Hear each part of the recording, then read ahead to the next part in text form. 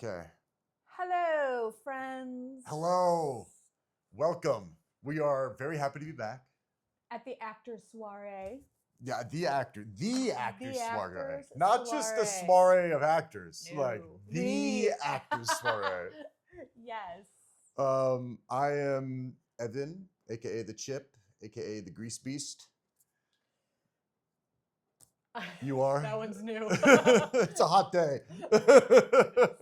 I am Shelley Park. I'm not sweaty. And well, I had to set the cameras up, so I've got an excuse. He is We are doing monologues today. Yes, we are doing monologues today. Oh, and you're doing okay, one as well. I'm doing a micrologue, like a little mini log. I know, but I'm so excited. But just I don't even know where some of these are from. Like usual, I go online and I search like actor stuff, actor words, and then I get Actor words. things for actors to say, and then I get pieces from that basically. But they were provocative, you know. And I imagine. The one I found was something I saw and sent Shelley during the week, and I was like, "This is great." You know, it was sort of a warm up. This is the one that you'll be doing. Monologue. Yeah. By a acting teacher, I believe. Shout out to Susan Giosa. We love you. We're big fans of your. I don't know if she's. I don't know the acting styles that you mentioned before. Machiavellian. What were they called again? I did like Meisner. Meisner. And then there's Stanislav. Yeah, thank you. Stanislavski. Acting school. There's Shakespearean. And then there's Giosa acting. There's Giosa acting. Which we will find out more about later. Yep, when you do it.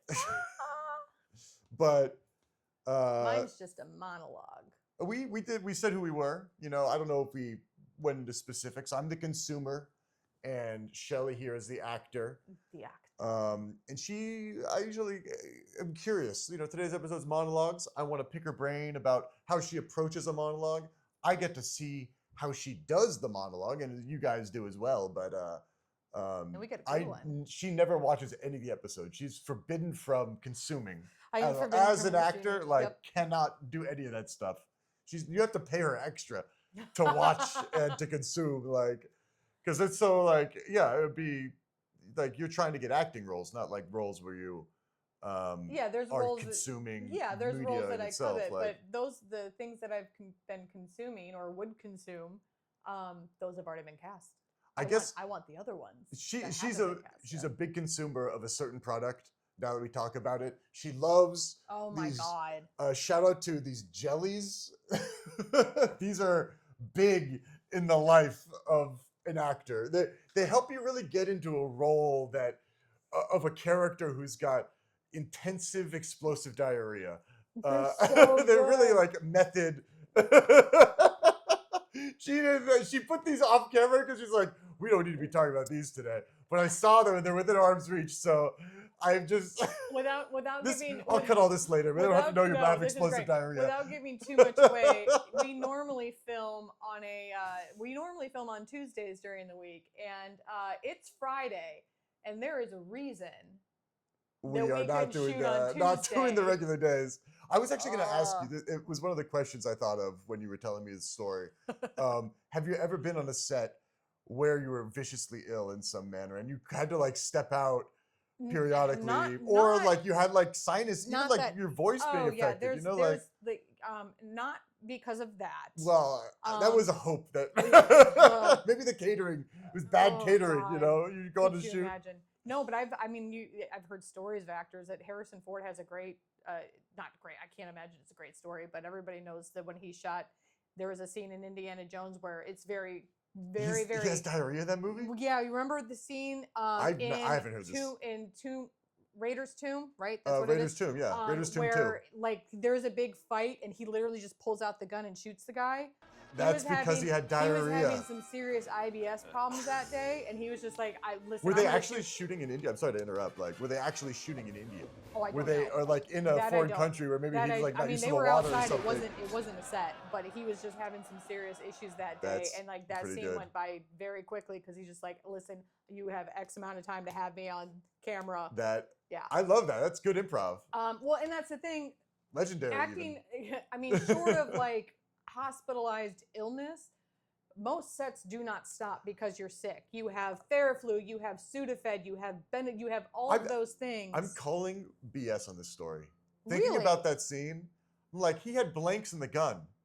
What, he improv the scene and they like put blanks in the gun for the actor when he's not even supposed to do that? I'm not saying he did it because he was done. I'm saying Oh, that scene happened very quick. They were like, we gotta give him blanks because he can't even do the moves anymore. Okay.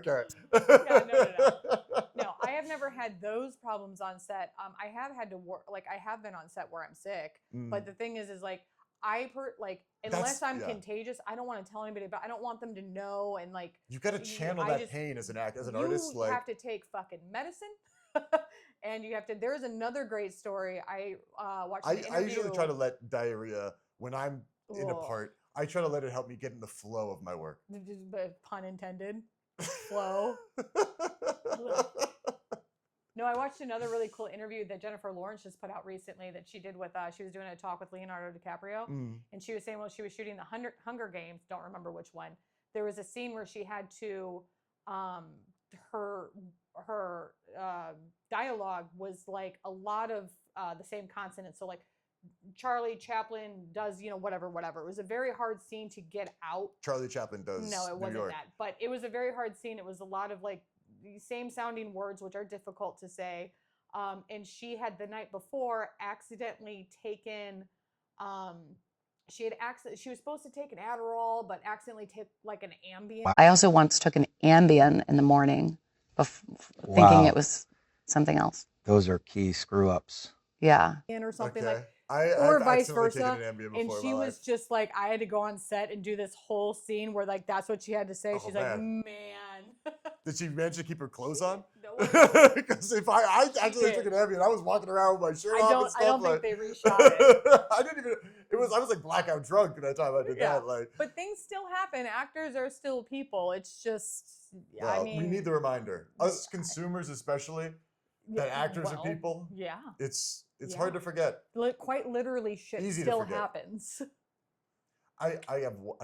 Your Harrison Ford story reminded me of a Harrison Ford story I heard. Okay, tell me. Love this. We all love Harrison Ford here, right? Like, yes, adore. Who doesn't? And I heard a story about a driver in the industry was relaying this time he had to drive Harrison Ford to a set. Okay. And he was saying Harrison Ford he had weed, but he didn't have any way to like smoke it. So he came out of the hotel room carrying a pot that he had like heated up, like a Foreman's grill or something. And like in the back seat of the limo that they were driving, he was like heating up weed in like a frying pan, huffing the fumes. You gotta do what you gotta. Tell me you wouldn't do that in a pinch. Don't. I'm not Harrison. I wouldn't have the limousine. I wouldn't have the chauffeur. No one would know this story. I'm doing this by myself. I'd just be doing it in a bathroom, and there'd be no acting. I'd be like thinking there'd be cameras there, acting to like a mirror. But yeah, that's my Harrison Ford story. It's a great story. It's a great story. Sorry, guys. There's no more segment of cool hair. Maybe we could come up with a new segment. Harrison Ford stories that we've heard. Maybe we can just get him on here and he can tell the stories. Yeah. Wouldn't that be great? That would be very nice. We do have a guest next week. We do have a guest next week. Next episode. This is the first episode. Guest. We're going to have a guest. We're going to do guests a couple of times. I'm very excited as well. Do we want to spoil who it is, or do we want to? No, I like the idea of having a surprise. I like it too. Surprise, because I think it's going to surprise people. Yeah. Not because it's not Harrison Ford. No, it's not Harrison Ford. I assume the way you said that. Then I would be maybe sweating. you were referring to someone who's got some sort of scandal associated with them, like I mean, I'm sure he's got tons, blacklisted, but not they're like, they've gotten canceled for some Me Too thing or something. They haven't. They're no, not at just all. the way you said it. It was like, Hilarious. they'll be very surprised that we want to associate with this person. Yeah, I know. No Kardashians allowed in this house. No I Kardashians, said it, please. fine. We don't do reality TV. We don't do strictly actors. Yes. Have you seen any good acting recently? I have. So I've actually seen a gamut. So I finally got to watch Begonia.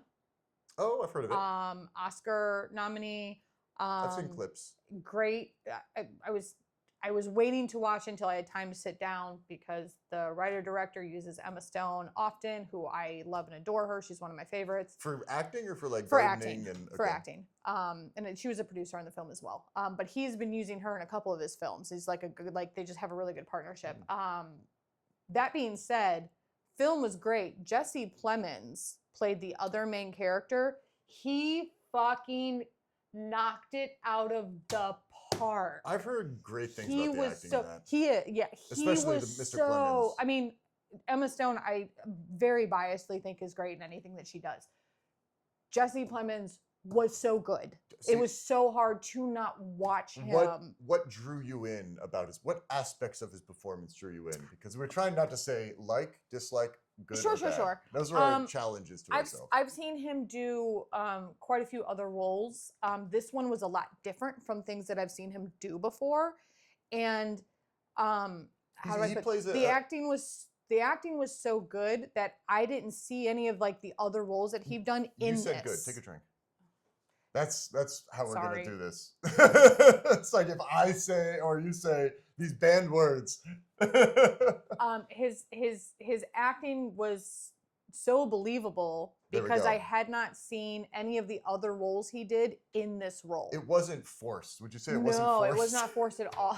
She told me to say forced. You said that's a good word to use. It is a good that phrase. Actors say like, oh, that felt. They don't want to say, I didn't like it. So they say that felt forced. It's a term you can use.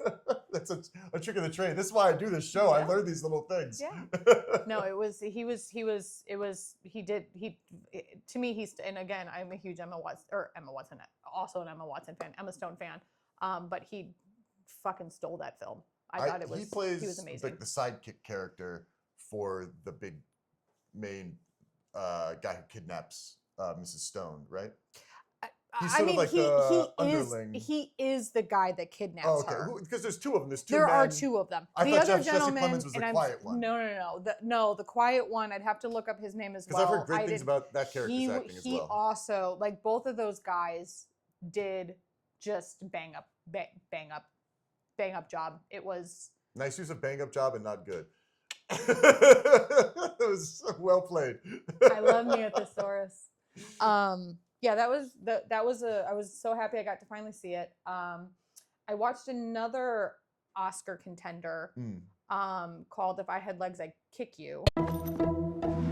Mommy, the bathroom has water in it. Go quickly! I try very hard to be in control of her and everything, but it may as well not even be there at all. I don't know if I've heard of that one. Rose Byrne is the lead in it. She is the entire film. I don't think leaves her. I think there are only a couple scenes that her face is not in it. She's still in the scene, but her face, because Conan O'Brien's also in it. ASAP Rocky is in it. Yeah, and people who I feel like you don't see. I've never seen films very often. Like, the film was her, and I will definitely say that you can tell she put the work into it. The work was there. It was riveting to watch, but I have to be in a mood to watch that film. It's not a comedy. It is not at all a comedy, and I love me a drama, and I love me emotions, and I speak about it often where I love like the onion layers, you got to peel them back. This film was, half of it I swear was just yelling. I'm asking you what I'm supposed to do. Can you hear me? I would like you to get a good night's sleep. Really? Like not yelling like Just like high energy. Yeah, and really it just stressful it got conversations a of people. lot. Like very- halfway through yeah. the film, I'm like, oh my god, like Is it Is it like a film where everyone's an asshole? Everyone plays an no, asshole. not everybody's an asshole, but it's very high stakes the Mm. entire film. Actor term. High stakes. Very high stakes. Everybody is very high stakes the entire film, and everybody did. I mean, it nailed it. It just was a lot.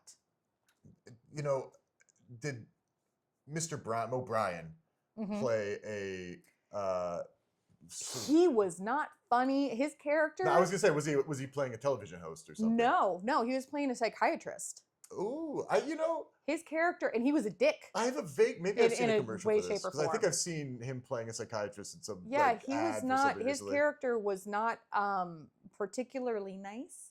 Yeah, well, you know. And not at all. There was not one comedic, from what I saw, there was not one comedic sprinkle in there, which was really cool to watch somebody who all you know is. So he was sort of a hilarious. Hannibal Lecter type. I mean, not quite creepy. He was just kind of a dick. I mean, I would consider Hannibal Lecter a dick. Yeah, but Hannibal Lecter is a charming dick. You kind of want to figure out So why. You're like putting him above. Yeah. You're like, Hannibal Lecter's a little more charming than Conan O'Brien's therapist character. Hannibal Lecter makes you go, ooh, I know I'm not safe here, but I also have questions. Would you think you would, if you went and got some therapy from Conan O'Brien's therapist character, and then you went to Hannibal Lecter's I'd go to Hannibal therapist, Lecter all day. it's just like, you go to Hannibal Lecter. Oh yeah. Really? Like, I mean, Yeah. I think I'm considering it. I'd be curious. I'd be like, this guy's got a good energy. Like, he seems confident. If I'm, mentally ill right now and I need help, I'm probably feeling insecure. So I want that confidence in my life, to cut through things and make it like, he's like, this is how you got to feel. I'd go see him all day. There is a chance I wouldn't live through it, but that's fine. He probably he's probably got like He's brilliant. good hors d'oeuvres out front. After little he finds snacks. out who you have a problem with. Yeah. Do you know what you look like to me with your good bag and your cheap shoes? You look like a rube. A well-scrubbed, hustling rube. But no, that was good. I also watched, I watched the first couple episodes of Rooster, which is new. I was curious to watch it because it's a Steve Carell, same writers. Rooster, I don't know if I've heard of this one It's either. on HBO. too Same writers that did prestigious for me. Ted Lasso and Shrinking, and I love Shrinking. I've talked about it before. So I was curious to watch it because Is this about a cold pool that no, people go in? No, Steve Carell is a professor. Well, he's a writer who gets a professorship at a university that his daughter is working at. And he kind of is getting used to he's a little bit of a, I wouldn't say he's an introvert, but he's socially awkward. And I was curious to watch it because he's done enough I've seen him in great roles, but it's another thing where Steve Carell is always Steve Carell, which he can be. That's why he gets He's kind of hired. frazzled. Yeah, that's why he gets hired. It was very cool to watch him play a uncomfortable, socially awkward, single man, divorced guy and dad. How did he to an older daughter? How did he do with the role? I was more convinced the second episode than I was the first. Very good. I was trying to I know trick you you into were. saying good or bad. Okay, well, you But I'm dodged not that lying. bullet, so now I I was don't know way what to more do. convinced the second episode than I was the first episode. So I'll stick with that one and keep watching to see. Do you feel like he's breaking out of that Steve Carell mold that he's built for No, himself? I think his Steve Carell mold is his. I mean, I hate to use the word, but his brand. There is a reason and it's not just because of his brand. He is a good actor. He's a great actor. That he's got that brand. Yeah. And it keeps getting him roles. Yeah. Because there's People want to see it. people I want want to see it. and That's why I watched maybe it. do you believe it sort of resonates with people and it sort of reminds them of either a type of person or an aspect of themselves that they see in I will Steve say Carell's yes. role, like this portrayal Yeah. that he's made. This I will say absolutely and follow that up with because his acting is very real. So when you say it resonates with people, Steve Carell makes his characters, when you're watching them, you don't realize that this is so much a character. You're like, fuck, this could be one of my it's very real. And then I'll take their head and I'll tilt it so it's facing into mine, and you can tell how much oxygen is getting to the brain because the eyes start to dilate and roll to the side of the head. What Very real. is the real element is, I guess, what I'm trying to... Because Human, I mentioned human. the thing that I think about was the anxiousness, the sort of... I think of him in The Office, almost. Which I didn't watch. Sorry, I hate his character in that one. Fair, you know, his Drives character me nuts. is very Which is annoying. he's supposed to be very annoying. He does it so well. I cannot watch more than like One of 2 my episodes roommates of that. was obsessed with it, so I saw a lot of it. And I watched some of The Office, too. I was, you know, a simple man once. But there is like this, through thread of how he does his characters, like a little overwhelmed by things, a kind of fish out of water. Yeah, but I've also watched him. He started the first season. He went into the, if I'm correct, the second season of the Morning Show, which is another fantastic series. His character in that film was also very real and not anything you'd seen him do before. He was a little more vicious in that role. Yeah, he was more of the Me Too perpetrator. Yes, he was, but also very like he did it so believably. As a real person, and that's all you want.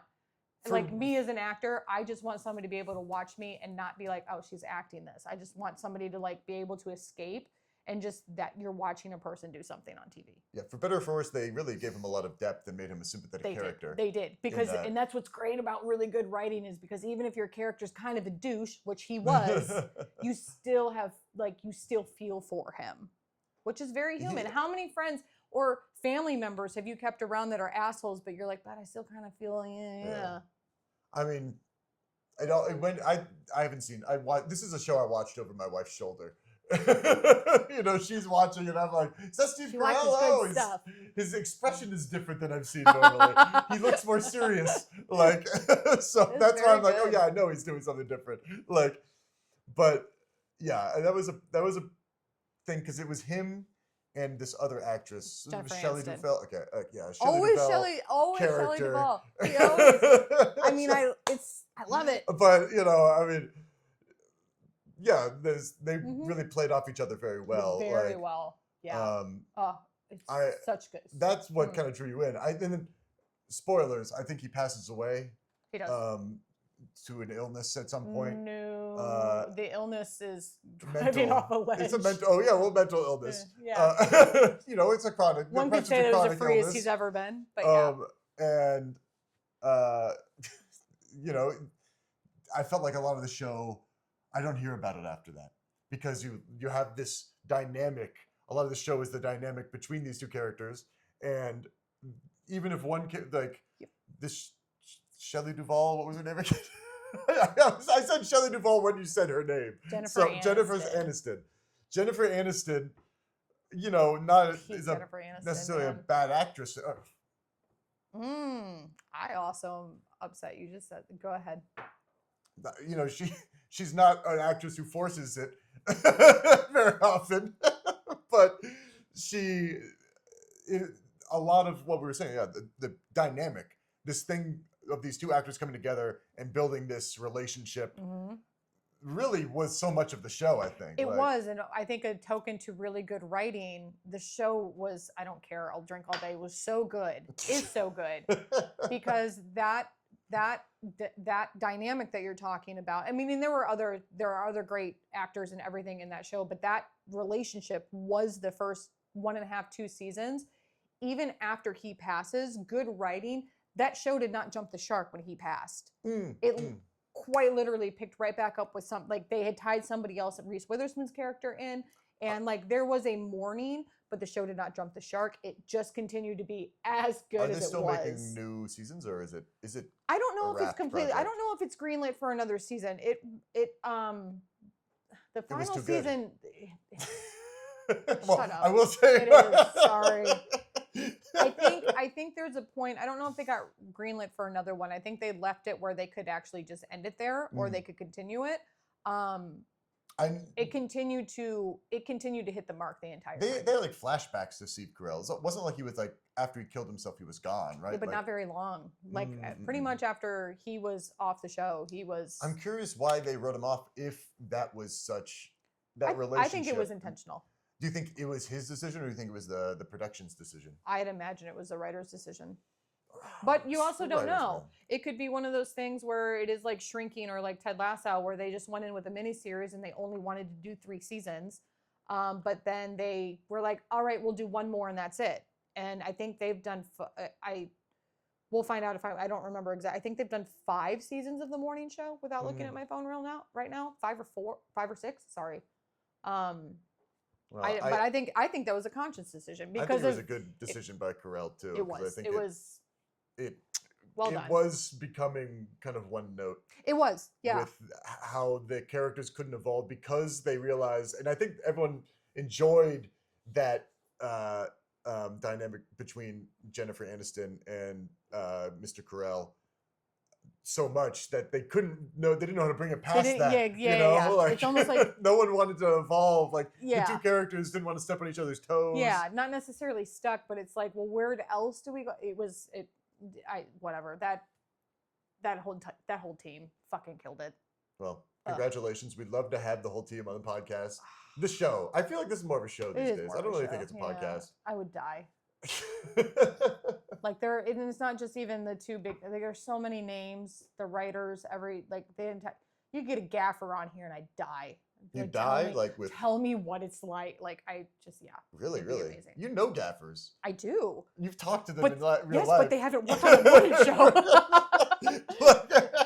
I'm just saying, like, you know what gaffers are like, right? Yes, but you would really die for one, like. I mean, listen. Yeah. Anyways, I'm trying not to pay them.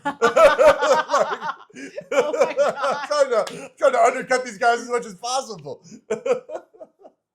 We want you on the show, though, gaffers. We'd love to have you on. That's so funny.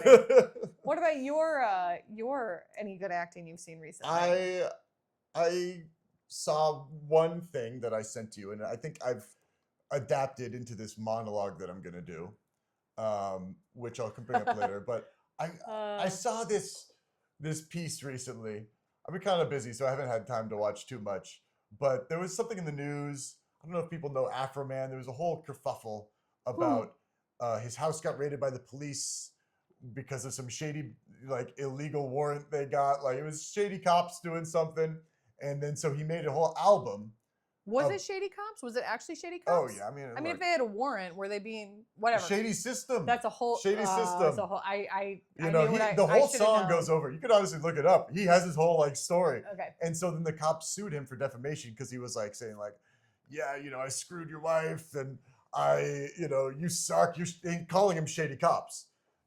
Calling him crooked cops. Yeah, you shouldn't. And so saying that they robbed him, which is very arguable that they robbed him with how the thing went down. Okay. And it's alleged. I mean, I don't think anyone's gonna care. But body cams were off that day. They cut his cameras when they were searching his house. Guys. So he made a bunch of music videos highlighting each of the cops that like did it because they were like, you all stole my money. And eventually they countersued him, or they sued him. They didn't countersue him. They just sued him. And because of all the stuff he said in the music videos, they were like, you're defaming me. Yeah. And he was like, I'm just making music, and like, where's my money that you stole from me? And like, you broke my gate, my door. And anyway, I'm going on this whole thing, but there was the actors that he hired to play the cops in his music video did such a good job. And I would highly recommend looking up the music videos, because especially one that stood out to me. He has a whole music video about one of the cops that went into his place. He gave them all nicknames like Officer Pound Cake, Duck Dynasty, something guy with a big beard. Beautiful. And this one officer he called Lick 'em Low Lisa. And he did a whole song on Lick 'em Low Lisa. And it was, I can't show some of the clips because it's a little risque for. That answers my question. She's licking him low in the music video. And Is this a cop? No. Okay. They didn't hire a cop to play the cop. No, I mean, don't think I mean, so. is Lickum Lisa? It's a cop. It's Yeah, okay. she's a cop. Oh, Yeah, okie you know, it took some balls to do this, you know. Yep. And in particular, the way she made a lot of good decisions in portraying Lickum Lisa. Good decisions. Good decisions. Oh, you got me, dog. You got me. She made a lot of wise decisions. Physical decisions where there's a lot of slapstick stuff going on in the music video. And the way she chose to portray Lickum Lisa's run was a very iconic. It's a run you've seen a million times. Like a caricature? It Like a was- little bit. I Like could is do it it. like It's the sort of like, yeah, do you it. know, I'm like, it's hard to frame. It's but like, fine. It's fine. You got that like. It's like the speed walking. Speed walk, yeah. you know. And, you know, Lickum Low was a. I mean, she's a cop. She's built. Sure. You know, so she's got some width. You know, it's like.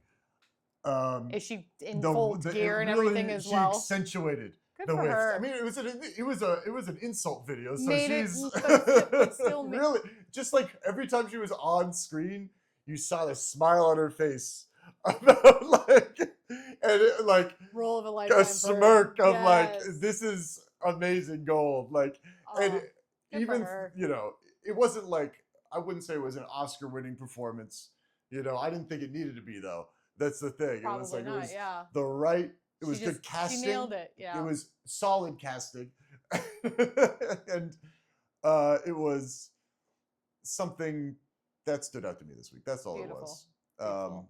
You know, when I was a kid, like really, really young, before I started acting, when I was just dreaming about doing it, this is back in the day, just another segment of Shelley Ages Herself, where you watch music video on TV. And I dreamed of being in an Incubus music video. We should do music like, videos as an episode. Like, have you done a music video? No, I've submitted to a couple, but a lot of, and listen, I don't even feel bad about saying this. A lot of music videos, they got your model. You're a model. Yeah, well, yeah. You're a model or you're a You're dancer. a stripper. Or stripper, dancer. Yeah, dancer. You were politer. It absolutely makes sense. It's music. There's rhythm. I understand that. I was never gonna. Yeah, be well, one maybe of those people. sometimes they have in the music video. They have a little skit in the beginning. That, yeah, like, those introduces. Oh my god, I have a You'd be great like- Incubus one. I can show you. You The can go whole for thing that, is a like- skit. But yeah. The police officer that shows up the door, be like, "Turn down the music. I'm gonna complain." The dreams of baby Shelley. Yeah. Anyways. No, I mean, I would have loved to be in a There's music still, video. I still see submissions for me. I mean, it's not like it's a lost art form. It's just now that you don't turn on MTV. We should bring a bunch of cash and some fake guns and wave them in the camera. We could. In one of these episodes, We and get some could, B-roll. And then yeah. that can be one of our intros, maybe, like because we're gonna get a new intro eventually, and maybe that's not the. it will have like one money we raining use. from this Oh, from the gosh. top of the screen. We've got like beanies on and big We jackets. are and we're way like, too white for that. I I'm think just that we're saying it. the perfect amount of white for something like that. It's gonna be in black and white too. We could. Oh, then we're fine. Like so we could be anything. Could be anything. What fun. Well, the other piece I saw, I don't know, I'll probably wait and hold on to this because it's going to be my monologue. We want to reframe the cameras so we can do it all in one shot. But it was a warm up that an acting coach was giving, and what you should do to warm up. And I really thought, it would warm me up if I did it. So I was like, And just for context, maybe I'll do it on the podcast. Yeah, like warm up before a scene, warm up before you step out on stage. Like, was she specific about that, or was it just a warm that up? could warm you up if you're walking out in the snow. Yeah. The way I watched it. Once you see how I do it, like it's any excited. type of warming up, I'm so excited. But being our monologue episode, I wanted to ask you if you've ever had a monologue before. Very, very deep question. I used to use I had one monologue that especially for theater, so a lot of theater auditions, they want you to prepare a monologue. That is your audition. It's not necessarily, they're not sending you a piece of the theater play or script to do like you do for TV and film auditions. For theater, they want you to prepare a monologue, whether it be a dramatic or comedic. See, this is something I didn't know. I didn't know you necessarily have to have a holster. Yeah, of monologues you do. Yeah, that you have to have a ready with. little. You have to have a little catalog of monologues that you're familiar with and you're comfortable doing. Do you have like, something on your iPhone, just something on like a note app, just in case you need to whip one out? I think battle any between two actors. I mean, well, no. Who can perform a monologue better? No, I don't think that. I'm sure that actually happens, but not in my life. Yeah, like the worst parties you've ever been to in your life, where it's all these actors like trying to do scenes better than each other. I'm God, sure no, those out there. awful. I'm 100% sure that there's like, there's got to be so high much, school, so college, much booze or at like, that party. No, so there was a monologue that I used to use all the time. It's pretty dated now. I don't think I would use, and it's way too young for me now. But I used it a lot when I was in my teens and early 20s, and it was a Charlie Blossom monologue called. Actually, I think it was called like Lovin', and what was it called? McLovin? No. I never knew it for its title. It was just a Charlie Blossom monologue from the musical Working, but it wasn't. Working is a musical where he does different segments per character. So like a character will come out and do a thing, and then another character, and there's just a ton of them. I actually did the musical once. Charlie is one of the non-singing monologues. And I loved it. It was about working in like a newspaper and like the pains of working in a newspaper and who your boss is. Pressing all the paper and. Not necessarily, it wasn't that old. But you eventually like do get fired and you lose your job and your feelings about that. And there was a really, really nice arc to it. And I used that often. I even got into there was a regional kind of like, think America's Got Talent, but this is way before that. It was like this city in Toledo or this city in has Ohio. talent. Yeah. And I auditioned for it and I got it using that monologue, and then I got to do the monologue in front of an entire theater kind of thing. Do you feel like you sort of like, I don't know, after you've done a monologue so many times, like this one that you used to do you feel like eventually you were like, I've just kind of overcooked it? I think if you're doing it too often in too short of a space of time, monologues to me or acting pieces to me are kind of similar to like when I reread books. You always find something different. It's kind of like doing a monologue or for a character, depending, especially if you're older or like how you mature, you might resonate a little bit different with certain parts of it than you did. Like I would have different opinions with it now because this character was in their early 20s. How I long? am not anymore. How long were you sitting with that monologue? Did you do that monologue as sort of your go-to? It was my go-to. How many years, months, it was weeks? probably my go-to for about like 5 to 7 years, but I also wasn't doing like I would only use the monologue for theaters. Like anytime I would have a theater audition. So for film or TV, it didn't work, but I used it for quite a long time, and it was kind of sad to let it go because it was too young for me. And it's just outdated. That was one of the things I was looking up. good. I was looking up, words for female actors to say, and a bunch of monologues came up, and it would break it down like monologue for 20 to 30 to 40-year-old. Monologue for one was like 63 specifically. Wow. I was like, well, That is okay, specific. But I was like, most of them were like teenager or 20s, and I wanted to bring a couple that were like, to see which one you chose. Rude. But Rude. just any spectacle. Personally, I like the 63-year-old one. It was really good because I feel like so many of the younger ones were like about a boy, about love, Sure, about you're like in high school. yeah. I was I just can't like do that anymore. boring, like blah blah. We see that all the time. I wanted someone like grappling with like life or like humanity, and like that's when you get get older than 20, So I was just wanted to see what you naturally went to, but then I was like, I can't give her like 6 pieces and You could, say it'd be funny. choose. Like I had to type them out too. So Oh, then never. what's wouldn't want you the to do path that. of least Yeah. resistance? But I was researching We have an ice machine. We're Ice actually in a machine kitchen. studio. So I was researching the history of monologues. Okay. I don't know if you know this, but the Greeks were Goes into acting way back then. Oh yeah, they were big theater nerds. You know, that's monologues is where it comes from. Monologues. That I did not know.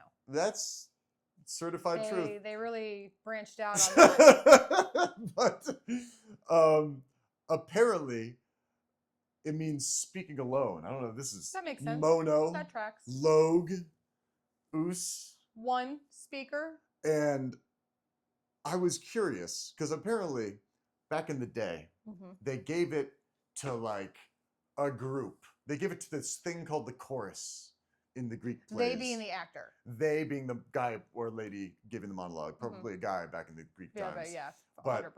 Or at least 99%. It was revealing the character's internal thoughts. This is what I wrote down by controlled copying something online.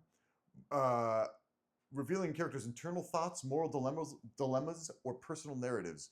And what I thought watching some of the monologues that I saw for the show today was like, it hasn't changed in that way too much. Because even when the character is addressing, like, one of them was a character talking to their husband and really ran it at him, like telling him how it was. He shouldn't have done that. And Whatever he did, he shouldn't have done it. I always say ran it, but like, go spit in truth a little. And I love it. Go ahead. But they were talking about, sort of internal feelings. That it wasn't like they were actually talking to the character in front of them. No, They were still this is like breaking the speaking- fourth wall before yeah. breaking the fourth wall was a thing. speaking in a way where it was to the audience or to like God. It was like No, I guess not really breaking. Go ahead. to like not the person in front of them. Yeah. All the monologues that I saw were very just sort of like trying to state how the world was. Sure. And you see that a lot on And- stage when they're doing monologues. It's like sometimes they will like outwardly turn towards the audience, and when you see the lights go down in the background, that's kind of like the actors behind you do not move a muscle. That's kind of like to indicate, oh, we're doing a thing now. And I was curious because it was like, okay, I think of it as such an unnatural. I don't see people go on monologues in real life very often. Not that aren't medicated. Well, I'm not hanging on too many unmedicated I have had people. some great conversations, we'll say with myself, while I've had, continue. I mean, it sounds like you've heard something from these unmedicated people. I'm curious. This is what my follow-up question I was a Have you seen some good bartender for a Okay, very long there time. we go. You got some good stuff I then. have some very good stuff. Because I've never been in a never bartended the bar. Yeah. And I imagine these drunk, unmedicated individuals coming in, talking to you, But not really talking Yeah. to you. 100%. And does any of those stand out to you? I wrote one of my papers in psychology when I graduated college was on a regular that came into the bar that I was working at the time. Around that. You give them a pseudonym. What's their pseudonym? We'll call him Charlie. Charlie. Yep. Charlie was abducted by aliens, and Charlie would talk about it often, like you were saying, to nobody. Almost like they're in a therapist's office. And I don't think Charlie knew where he was, but he would talk. I mean, he knew where he was when he needed a drink. At least he didn't think he was on the alien ship anymore. It sounds like. No. He actually wanted to go back. See, he knew where he wasn't. But it was, and he was a very, very, very sweet man, and he was. When I got him in more lucid moments, I actually had somebody come to like witness to be like, "Hey, are you cool if I ask you some questions?" That's how the whole paper was done, and he was totally fine, and he signed off on it. And it was a really interesting experience. But when I first met Charlie, when I first started, he'd been a regular for a long time. I had just started working at the bar, and I realized that homeboy had many monologues to everybody and nobody, and I got very interested. It's especially, go on about like rambling crazy monologues versus like, I don't know, maybe an emotional, A structured, someone who's not yeah. rambling about aliens, Yeah. but I'm always impressed by the ability to go on a monologue at all. It's a very, especially off the top of your dome, even if you're unmedicated in this way, like Charlie, like it's still like, wow, you're thinking. Like the wheels are turning, man. Like quickly, keep it up. Like monologues are hard. Whether you're doing one for an acting role or, I mean, this is a lot of thought that a lot of people don't realize. Really, the difference between your internal thought and monologue is that you're just verbalizing it. So, like, think about how you walk through your day and you have all these thoughts running through your head and you're literally just going, like, whether it's checking off boxes or saying you got to do this or you got to do that. Hold on, I'm but thinking about it. verbalize the entire I'm trying to think about it. Hold on one second. It's exhausting, right? Oh yeah. No, I'm not. Monologues are extremely I was just thinking about me having that internal monologue, like you were saying, man. Like monologues are very. It's too much. They're so much fun. They're work. Have you encountered this monologue before us? No, I have not. I am excited to do it. Well, and I've only my monologue. I have skimmed once. I didn't even read I maybe skimmed 60% of it, but I got enough keywords to be like, oh yeah. Yeah, I mean, you get to look at it before you don't read everything. I know, but you look at it. Very cold. This is from a movie called Anatomy of a Fall. Have you heard of it? I have not seen it, but it's been and this makes sense. I haven't seen it either, but it was a very provocative scene. And I thought the actress did I knew it was good. Unforced job, and Unforced job. it was I'll give you the lowdown. It's essentially a family of three. Husband, I'm assuming wife, Daniel is a child. Husband, wife, and Daniel. And the husband and wife have some issues, and then the husband ends up falling out a window and dying. And Daniel comes back to sort of see the aftermath, and people suspect the wife of did some pushing, like hitting him and then pushing him out. Okay. At the same time, though, he was like depressed, and like people thought it was like, is it suicide or did she kill him? Okay. And a lot of the movie is, I imagine the tension between the wife and the son. How old's the son? The Daniel, 10. Okay. 10 or 11. Interesting. Ooh. Very, like still innocent, but still forming, like right at that age when they're like kind of barely getting a grasp. They'll remember all this later, at least. Even if they don't fully understand now, they'll know later, what, like it's not like you're a toddler and the memories will go away, Sure, like, yeah. So this, you end up going through court, people are trying to, and like Daniel goes up on the stand. I don't know exactly, I can't remember exactly. You're talking to the husband right now. Yeah, This is before or a flashback with him talking about, because I mean, things are bad. The husband was like a drunk at times and had like lost his job and was jealous of your, I think, teaching career. But at the same time, you were together, and I believe that there was still, like, I don't know, you were still a family, whether or not, whatever that means in this case. But there's a lot of good, a lot of good shit in this monologue, which is why I chose it. I'm very happy that do you have any questions about this before we get started? Well, are you going to do yours? Oh, Lord, are you going to do your warm? You said you were going to do your I'll do the warm-up for you, because we still have to cut and then do all this. So I'll do the warm-up first. Okay. And then that will warm everyone up. Yeah. And then we'll do yours. It's actually going to be more work for me to come out of my absolute glee after watching you do yours to get into character. They're very different to get into character. Tone-wise. One is about like a suicide and like a family falling apart, and one is an acting warm-up. We'll just say that. It's gonna be fun. I also want to say, you're going to do it two different ways. That's the whole conceit of the show. How do you want to do it? I'll leave it up to you, because I've chosen the last one. I said last time, how we were going to do things. And I brought the idea of monologues at all to this show. So I've done my work. It's time you put a little effort in.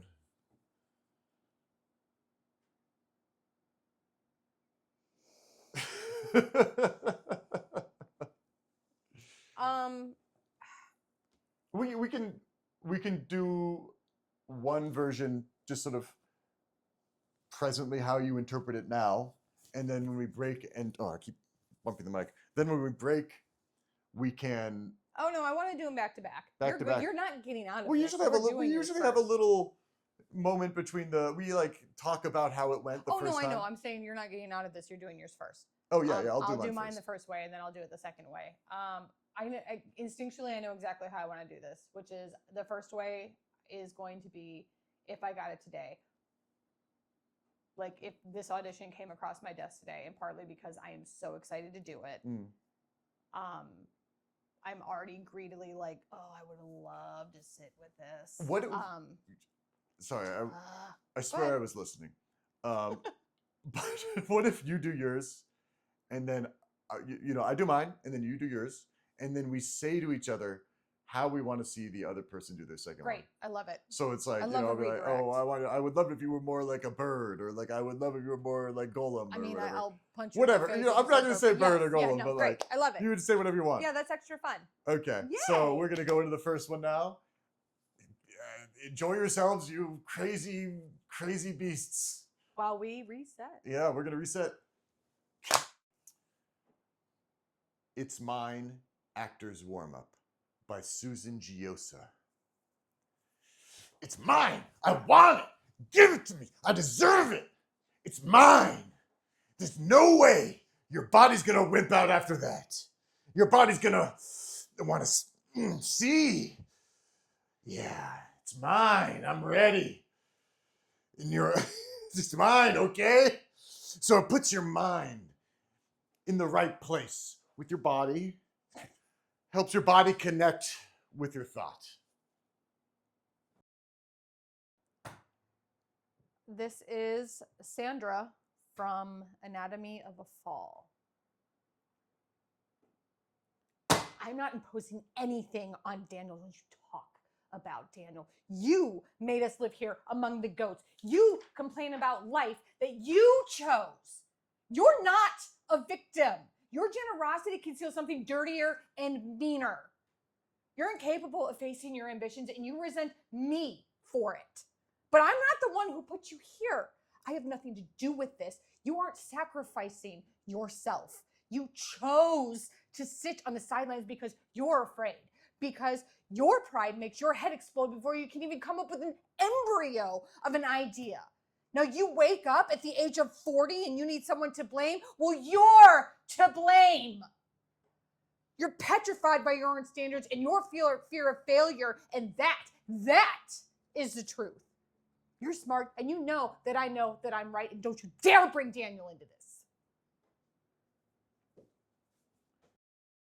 Excuse me.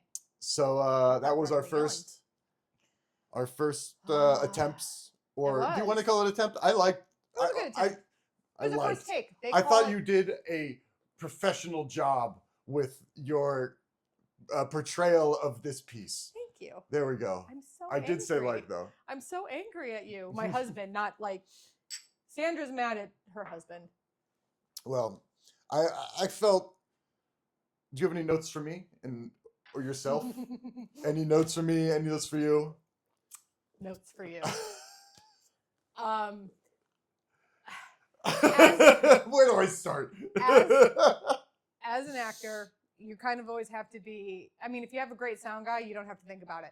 But in the setup that we have, you kind of always have to be cognizant of where your mic is and if you're hitting the mic and, doing everything. My mic was probably going like bop, bop, bop, bop. What it was when I'm behind camera and watching you, I literally was like scratching like this because I didn't want to laugh and have my mic pick it up while you're doing your thing.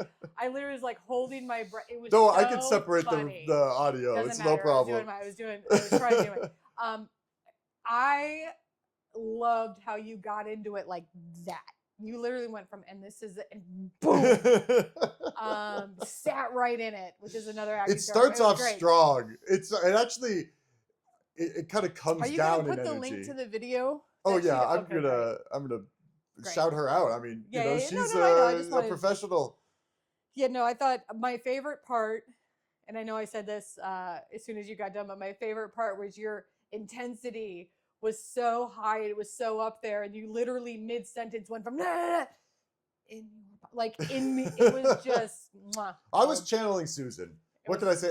Anything that you enjoyed about my performance, I have to give credit to Susan, Thank you, who created this piece. Thank you. Let's be Susan. real. That was I'm just fun. trying to channel a portion of the greatness that she's bestowed upon us. It is very unique. I've never I obviously have not taken Susan's acting class, so I was not aware of a warm up like this, and it's Yeah, I mean, you man, have the Meisner School, man. I've got the Geosis School. You do. You know, this is my. Great. This is great. Any notes for yourself? I don't have notes necessarily. Like, this was the first time I got nervous about doing a piece. Yeah, you kept saying that before we started. Like, it's so good, and I want it to be so good, but I also have not even read the entire piece, and it's so hard to do a monologue as a cold read because as an actor, you want the camera to see your face. Yeah. So what you like in auditions, whatever, you drop. I'm going to use acting terms. Sorry. You drop down, you pick up your line.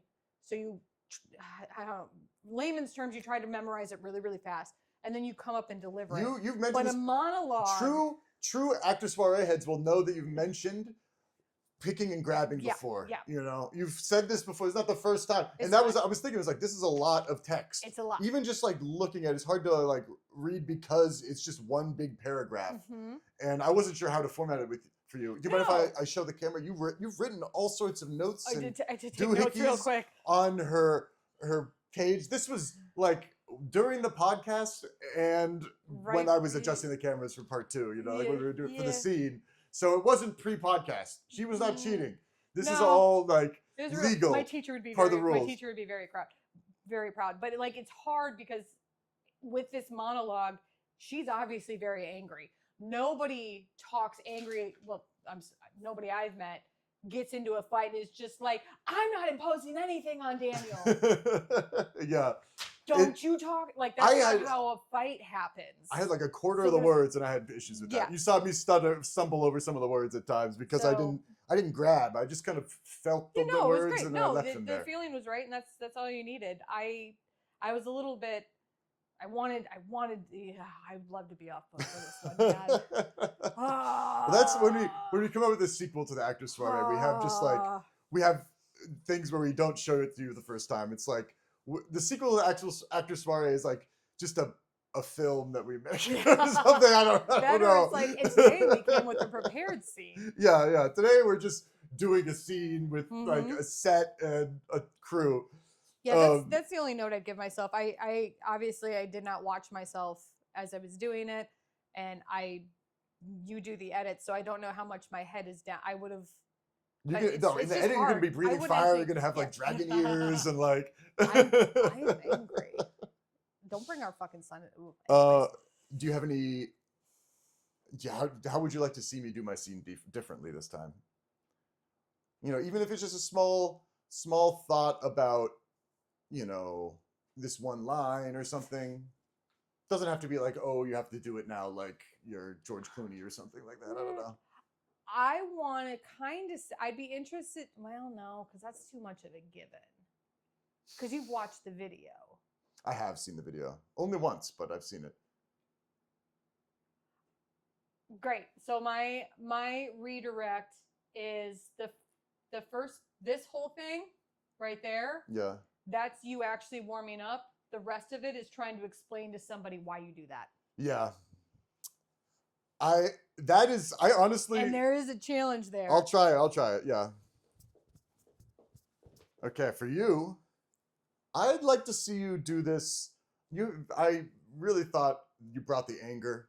It was very natural when you did the monologue, which is almost like why it was hard for me to almost give a note, because it felt so real in some ways. It felt like. You can say it. You say it. I'm not saying it. I'm not saying it. It felt very authentic. Okay. But do you have any way you want to do it this time?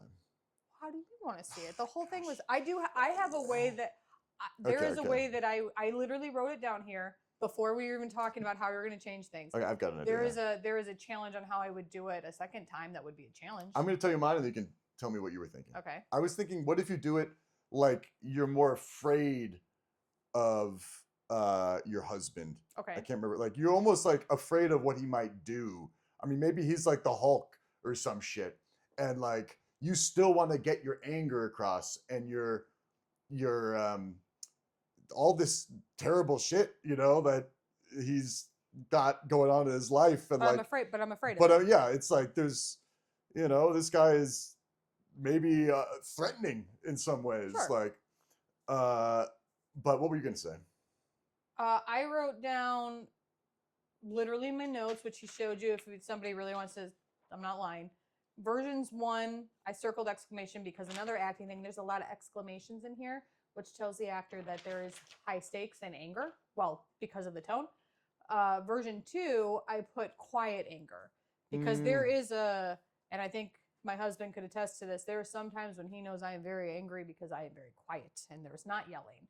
Because you can be very angry without yelling. That's kind of sometimes that's the worst one. I guess it maybe unconsciously trying to bring you in that direction of sort of bringing the quieter, getting less yelling. Submission and yeah, I can do that. Yeah, maybe try not to raise your voice is sort of the challenge. Yeah, let's go. I can do that. And mine is sort of a challenge. Transition a little cleaner. Yeah. Between the warm up itself and the explanation of the warm up. I love that so much. I love it so much. Let's do it, man. Let's do it. All right. I'll start. I'll warm everyone up, and then we do it. Yeah. See you in a sec. It's Mine, Actors Warm Up by Susan Giosa. It's mine. I want it. Give it to me. I deserve it. It's mine. There's no way you're gonna wimp out after that. Your body's gonna want, yes. It's mine, I'm ready. It's mine, okay? So it turns your mind into your right place with your body. It helps your body connect with your thought. Scene. Okay, we're gonna do take 2 of redirects of Sandra from Anatomy of a Fall.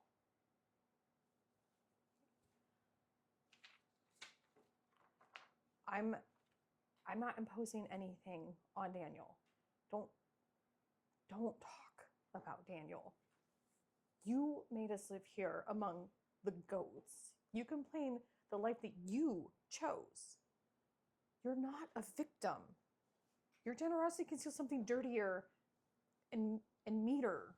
You're incapable of facing your ambitions, and then you resent me for it. But I'm not the one who put you where you are. You chose to sit on the sidelines because you're afraid, because your pride makes your head explode if you even come up with an embryo of an idea. And then you wake up at 40 and you need someone to blame. Well, you're to blame.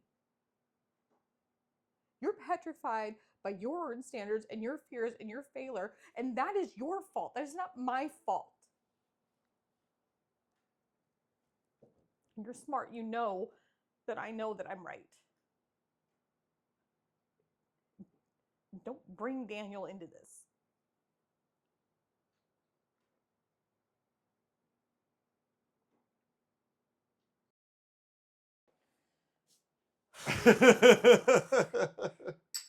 Cheers. Cheers. Oh, let me flip things up. You know, Sandra's got a rough. She's got a rough go right now. the body language between the first one and the second one were night and day. It was really there was a big juxtaposition. I really could see it. I could tell. Like the first one, you were up in the camera. You were taking up a lot of space. This one, I could sense the fear in your body language alone. Like yeah, there's a good contrast. Thank I you. feel like you took the direction really well. Like, Thank you. bravo. And you became a teacher at the end of yours. Well, you know, I am I a was bit almost of a I was almost educator. worried it wasn't going to come in. But you how do I put this? In the first one, you literally, like, when you did the whole go from this to this, it was so instant and Sudden, so yeah. quick that you're just like, what? You're kind of like, what happened? But like, to me, it was funny. Part of it is I know you. But in the second one, you're just, it was kind of like a Shia LaBeouf thing. Where like you're really, really, really going for it, and then you're like, and that is how you do it. And I'm like, oh, that's how you do it. I felt like me seeing this piece done by Sandra Giosa has affected me, because I'm trying to I'm less acting and I'm more imitating her. Okay. You know, I mean, that's acting in a way, but like I felt like I'm not making my own decisions. It's hard for me to break away from that portrayal Sure. of how you do this of herself. How you do this. You know, I felt like I was just, even when you gave me the direction, I still went back to how did she do it? If it makes you feel better, you didn't do it like her. Have you seen? You watched this, right? Yeah. I watched it earlier today. Well, I only watched it once. That's almost like I was trying to do it like her, so I failed. And that's why I can't win in this for case. your redirect. That's why I was like, how many times did you see? Like, did you watch the? I've the watched it video? more than once. I was But just when you joking. said, okay. Well, that's why I was like, actually, I want to do, because I kind of gave you the redirect was actually kind of what she does in the video, and I wanted to see if you were waiting for that and if that was a crutch. You actually didn't do what she did in the video. I appreciate that. I tried to break away. I was trying to, but it was hard not to, or it was hard to, because when I think about it, I just my mind goes to her. It came in very believable at the end. I appreciate that. Yeah, because I was trying to, like, I felt like I was like, oh, I've got to calm myself down from doing this. Sure. So even though I'm starting to talk, I'm still riled up. Exactly. Like, so it's hard to get rid of those emotions. I love this job. Yeah, it's so good. I think the portrayals today were very successful. I feel like the acting that we're doing is, we're able to feel more comfortable in this space too. Yeah. With the setup we have. There's more room. There's more room. There's just more room. It's like, nice. When we were over at the chairs, you know, you were moving around a little, even though you were in one space. The first take, you were really coming at the camera. Yeah. You were moving, using sort of the depth that we have now. Before, it's like you move back in the chair, you're gonna be out of focus. Yeah. And emotions, a lot of emotions come from, I mean, there's a lot of stillness that can be done, but that's whatever. Yeah. It gives us more of a body to act with. Yeah. Which I think has been a lot of fun, and even just standing up to do it has been. Yeah. I liked the challenge of when we were sitting down. And that's what I was gonna say. The fun challenge to go back to is us actually going back for one and sitting down and being like, all right, let's do this all again. But it's all, the emotion comes right from your fucking face. What you don't say and what you don't do. Like, yeah. Once we feel it's too easy to be acting here, you know. Like, once we're like, yeah, I can act anything in this kitchen. Like, that's when we go back to the chairs, man. Do you have anything you want to close out? Any more thoughts about our pieces before we go to our closing segments? Man, that was so much fun. I was so happy to be nervous. That was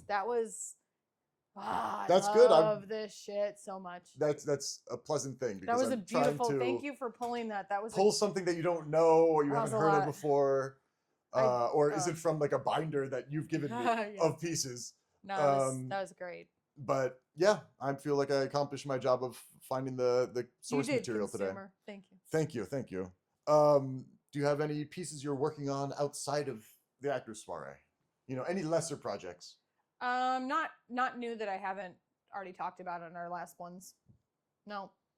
Do you have anyone you want to shout out, or that you? No, I just want to bring. I just want to highlight surprise guest next week. Surprise guest next week. Yes, tune in. Our first guest. I have no idea how I'm going to frame everything. Or no, we only have 2 mics. I've got to find a third mic. Oh, this man does not need a mic. Yeah, I'll just yeah, I guess that's true. He does not. But what about yourself? I mean, Susan Giosa will link her stuff below. check out, I'm going to shout out Afro Man for letting me learn about Lickum Lisa. And don't forget to, we should be saying this at the beginning of the episodes, but don't forget to subscribe. Yeah, and subscribe, send us your recommendations. Comment. Tell us what you like and don't like. Yeah. I'm an actor. You can tell me what you don't like. I've heard it my whole fucking life. Yeah, we say this at the end of the video after everyone's already, right at the end when they're like, we're closing, no more jokes, like, busy work now. So maybe next time we try to throw this at the beginning. We'll start at the beginning. We'll try. But yeah, that was Actor Soiree episode 10, Monologues. Monologues. By Chip Dibson. Shelley Park out. Yeah, Shelley Park. Goodbye. Mwah. Awesome, man. Can we...